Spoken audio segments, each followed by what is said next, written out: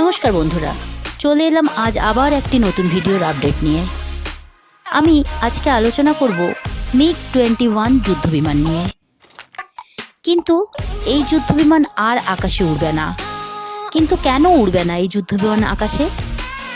এই যুদ্ধবিমানের যাবতীয় ছোটোখাটো খুঁটিনাটি তথ্য নিয়ে আমি আজকের এই ভিডিও আলোচনা করব।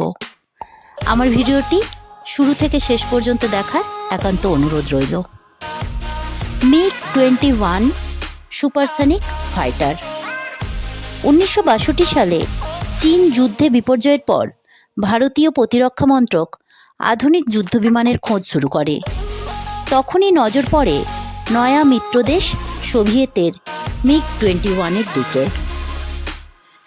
মিগ-21 একটি সুপারসনিক ফাইটার।